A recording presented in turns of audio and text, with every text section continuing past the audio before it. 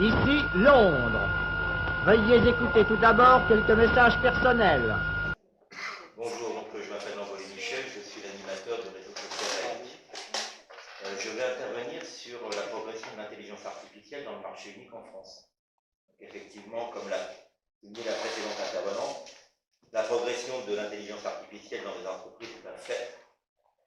L'autre fait est que ces entreprises sont dans un contexte économique issu d'une construction politique, le fédéralisme européen néolibéral. Un rappel du contexte est nécessaire pour rappeler qu'une technologie n'est pas un don du ciel. Elle s'installe dans un contexte politique et économique. Le contexte politique, c'est le fédéralisme européen néolibéral. Son moyen est le marché unique.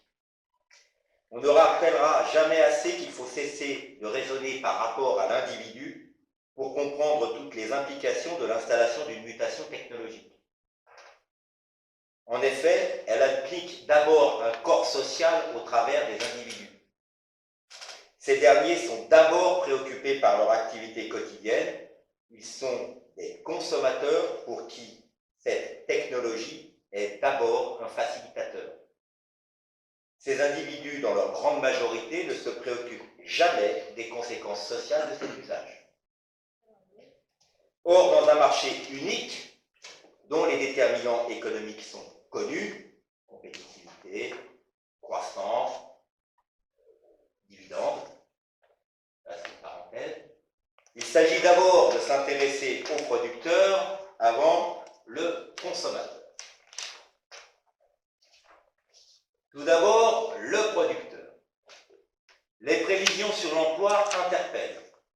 En France, dans une étude pour l'INSEE, un cabinet de conseil, Roland Berger, estime que 42% des emplois étaient menacés dans un horizon de 10 à 15 ans.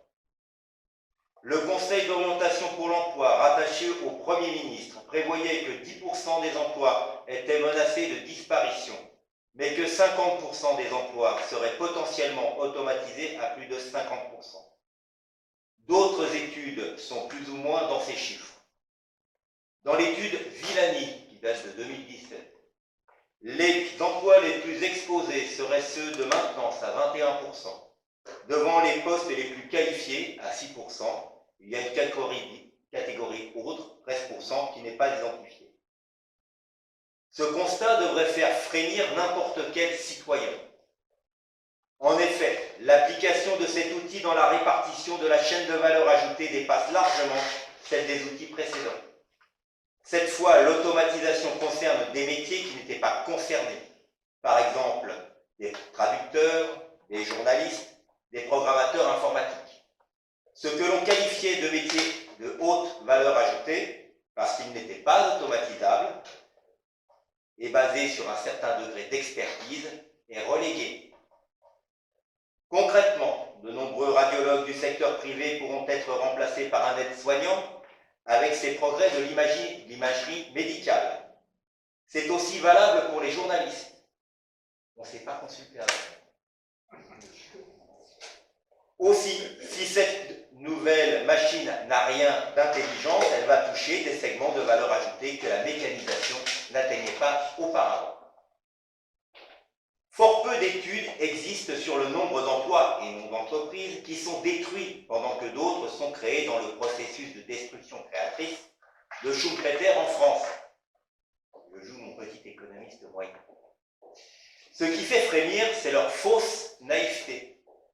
En effet, si 50% des emplois voient leurs tâches automatisées à 50%, potentiellement c'est 25% des emplois qui disparaissent. Surtout si le marché unique continue d'exacerber la concurrence des coûts dans le travail au détriment du projet de société. Il existe dans les rapports une incapacité à imaginer que l'arrivée de l'intelligence artificielle ne produira pas des réorganisations qui conduiront aux suppressions d'emplois pour accroître la productivité. Leurs raisonnements sont d'abord centrés sur les métiers et seuls comptent la capacité d'automation complète, comme le rapport de l'OCDE le montre en 2007. Ces gens n'ont assurément pas compris, et encore je suis gentil, la capacité de transformation des organisations pour optimiser les ressources humaines dans un paradigme technologique qui change. Et je vous renvoie quand même aux travaux de Touraine de 1980, sociologue libéral sur les réorganisations, et si vous voulez, je vous fais un cours sur les théories des organisations. Aussi, dans un rapport de France Stratégie, dans le scénario travailleurs augmentés, 80% des tâches peuvent être automatisées et 20% restent à la charge de l'individu dans les centres d'appel téléphoniques. Les rapports actuels insistent sur les relations humaines comme facteur de préservation de l'emploi, mais ils n'approfondissent pas. Ainsi, dans le diagnostic, qu'est-ce qui empêche une IA de détecter 80% des maladies bénignes d'un médecin généraliste qui nécessite néanmoins un rendez-vous? Il existe encore quelques frontières techniques, mais le problème majeur, c'est la responsabilité. Aussi, en raisonnant sur le métier, on obtient la réponse suivante. On aura toujours besoin de médecins. Mais le problème, c'est combien?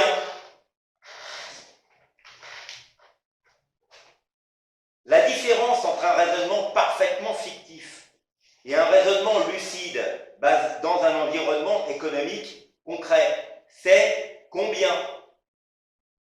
Pour reprendre l'exemple des centres téléphoniques, dans un univers concurrentiel réel et concret, sur un périmètre de 10 personnes, 8 perdront leur travail. Bien évidemment, si le travailleur n'est pas augmenté mais subordonné à l'ordinateur, comme le travailleur de Marx l'était par la chaîne de production, je vous renvoie à Charlot et les temps modernes, eh bien il n'en reste plus qu'un. De même, des journalistes augmentés verront leur nombre diminuer. Alors les économistes en herbe vont me rétorquer qu'il va y avoir création en me ressortant Schumpeter. Certes, il y aura des créations d'emplois, mais combien? Forcément, des métiers nouveaux se créeront, mais compenseront-ils les anciens?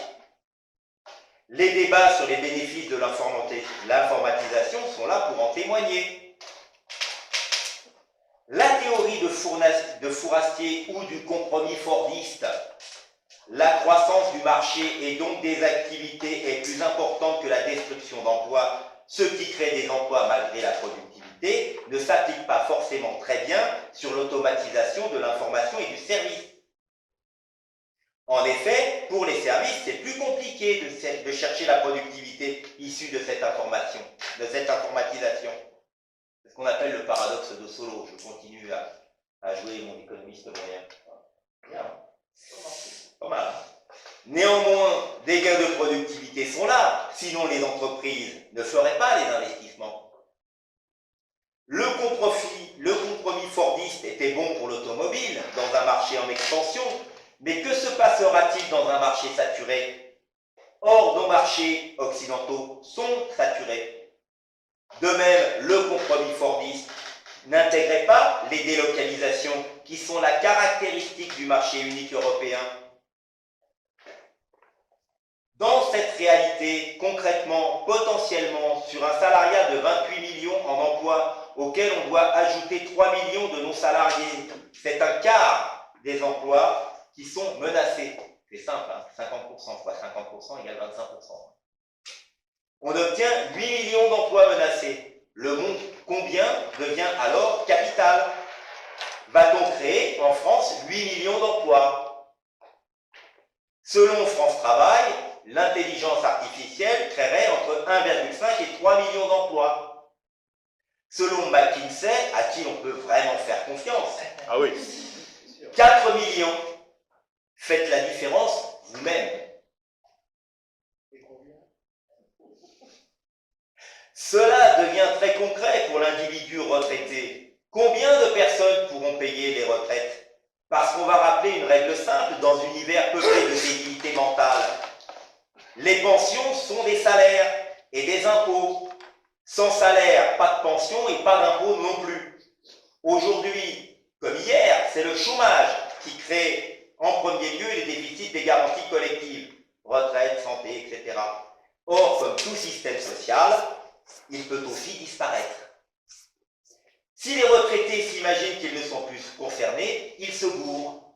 Si les gens situés à Bac+5 s'imaginent que cette technologie ne touchera que les gueux à moitié instruits, ils se gourrent.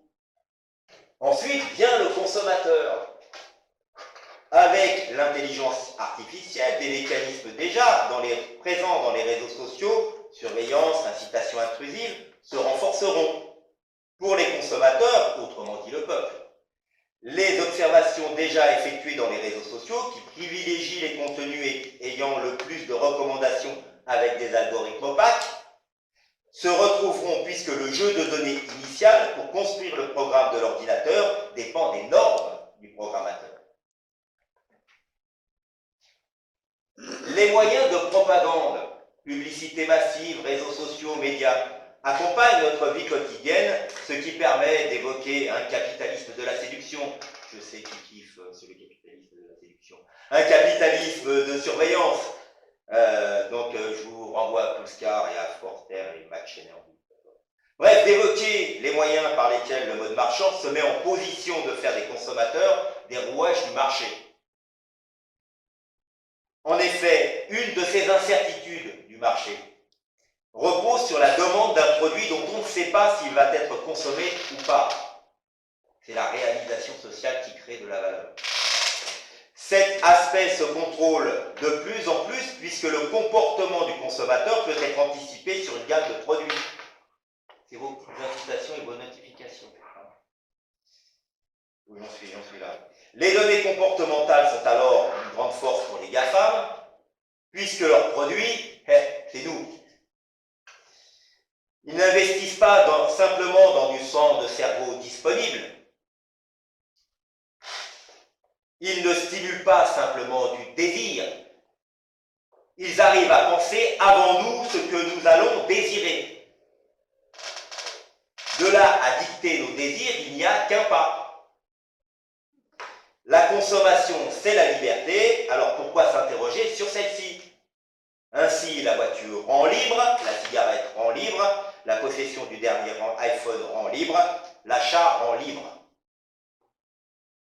Comment saurez-vous, vous, que vos choix sont libres si vous êtes enfermé dans une bulle cognitive à l'insu de votre plein gré? Parce qu'elle est bien là, la différence. Il ne s'agit pas de répétition, devant lesquelles des mécanismes de défense mentaux peuvent se mettre en place. Indifférence devant la publicité, on ne regarde pas toutes les publicités. Des fois, on va aux toilettes, dans la salle de bain, au moment des publicités. Il s'agit d'un enfermement culturel, c'est-à-dire qu'on va se baser sur vos préjugés pour créer une bulle cognitive. À partir de vos choix concrets de consommation. Si vous êtes un révolté, on vous dirigera vers des révoltés, dont les ouvrages et autres critiques sont aussi des marchandises. Même la révolte sera un choix guidé. Bien évidemment, cette liberté sera surveillée. Nous aurons le droit de choisir la couleur de notre cellule, dont nous n'avons même pas deviné que les algorithmes nous l'avaient suggéré. Mais il sera difficile d'en sortir, y compris par la culture. D'ailleurs, comment un enfant va-t-il apprendre à réfléchir s'il n'a plus d'efforts à faire? Parce qu'à bien y réfléchir, on pourrait s'interroger sur l'avenir cognitif des enfants qui apprennent à réfléchir non pas simplement par l'enseignement de leurs parents, mais surtout par l'intermédiaire de l'école publique. Or, pour apprendre à réfléchir, il faut faire des efforts et des devoirs. Certains plus que d'autres d'ailleurs, parce qu'on n'hérite pas toujours d'un capital culturel familial qui permet d'affronter les règles de l'apprentissage cognitif scolaire. Une chose est sûre, pas d'effort, pas d'apprentissage cognitif. Or, pourquoi fournir un effort pour faire un devoir lorsque l'intelligence artificielle répond aux questions? Cette domination cognitive ne sera pas pour autant pacifique, puisque le message peut changer selon les intérêts. Or, pour un marchand, il n'y a pas de différence entre les produits. Ils peuvent être politiques et s'appeler liberté. La compétition du monde multipolaire est ouverte. Bientôt, nous aurons peut-être la guerre en libre. Il y a donc aliénation et prolétarisation. Il y a donc un risque d'aliénation et prolétarisation généralisée. Alors, que